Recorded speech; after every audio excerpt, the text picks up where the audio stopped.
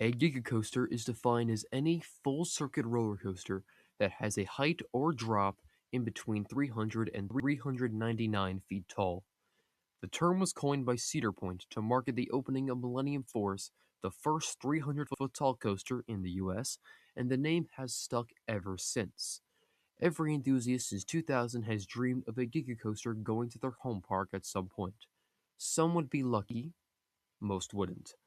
I-305 opened at King's Dominion in 2010, Leviathan opened at Canada's Wonderland in 2012, and Fury 325 opened at Carowinds in 2015. Coincidentally, all of these were Cedar Fair parks, but there was one major Cedar Fair park that did not get a Giga. Kings Island. Arguably the best park in the original company, definitely top 2 at least, and those whose home park was Kings Island would clamor for a Giga for years. And in 2020, their prayers would be answered. But in traditional enthusiast fashion, they would find a reason to complain about it. You think God stays in heaven because he too lives in fear of what he's created? First things first, Orion is a Giga. The drop is 300 feet. This is just an objective truth. Orion is a Giga. Moving on. Orion is a B&M Giga Coaster at Kings Island in Mason, Ohio. As I mentioned earlier, it opened in 2022, mixed initial reception for some innate reason. Like, Jesus, you wanted a Giga, there you go. But I don't like pistachio! Then why did you ask for it? This whole discourse is kind of started again with Tormenta Rampaging Run opening at Six Flags Over Texas, again for stupid reasons. Oh, the drop isn't 300 feet, it's not a Giga. It's a giant coaster. Shut up! But I made a whole video discussing Tormenta's BS. This is about Orion. Despite it being a bloody B&M Giga, there were 2 complaints going in. The first was the height controversy, which was the dumb complaint. And then there was the rather reasonable complaint, the layout. This was kinda a short ride for a Giga, especially when compared to Fury 325, the ride enthusiasts were actually hoping for. Quick word of advice, when enthusiasts say they want a Giga, they really just want another Fury. But I mean, comparing these 2 layouts, Orion was just not going to be another Fury. More like another Leviathan, the ride that everyone forgot about when Fury opened. So if there was a controversy surrounding Orion, I guess I just completely unpacked it here. But the important part was that everyone stopped complaining once they actually wrote it because fuck is it good.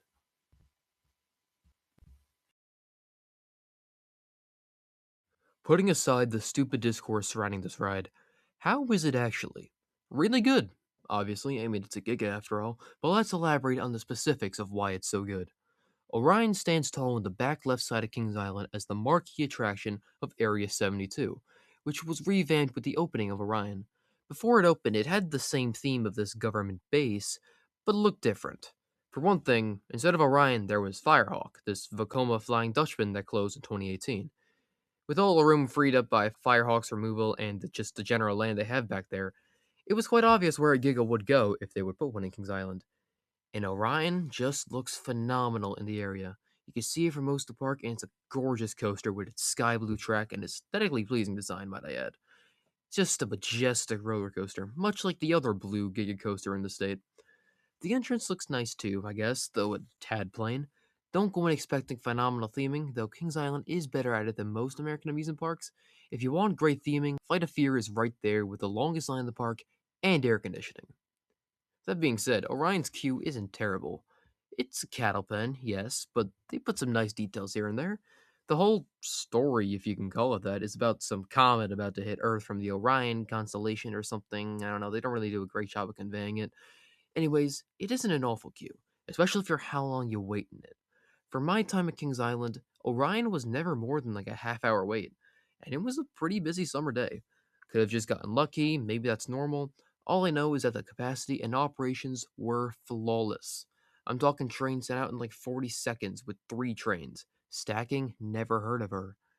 Anyways, getting back on track, you're greeted with these trains, starring B&M clamshells. Honestly, the best trains in the industry. Just so comfortable.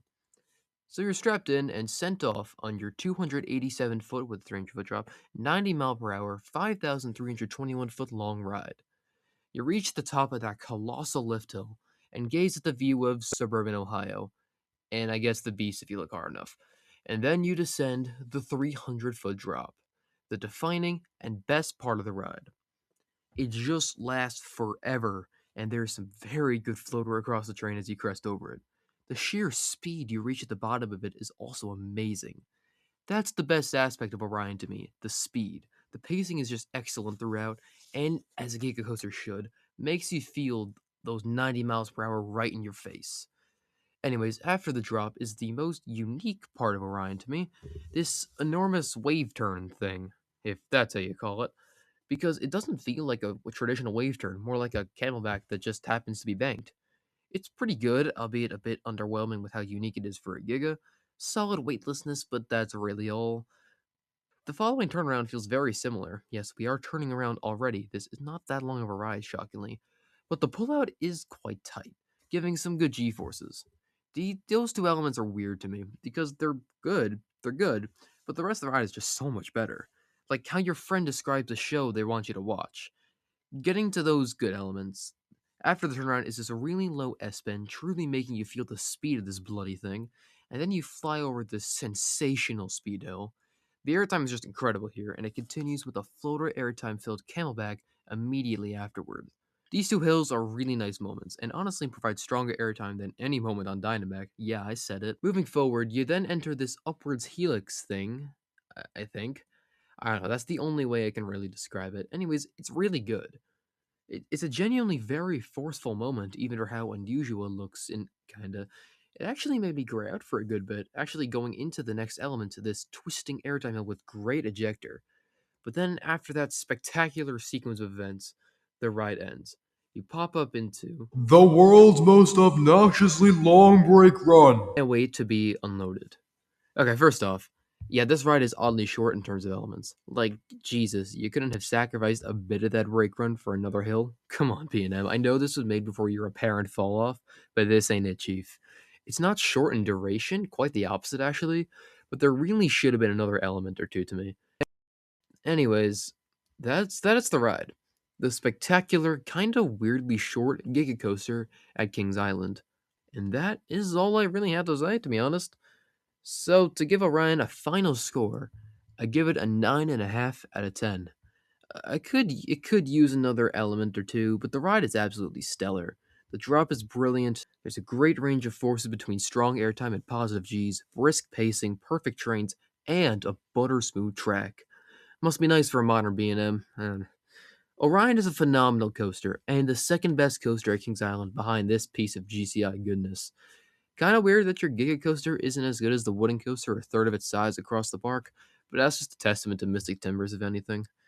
Anyways, like I said in my Tormenta video, if you or anyone else actually gets mad or argumentative regarding the stats of a ride, then I suggest you find something more fulfilling to do with your life besides bitching and moaning. Oh my god, I don't care!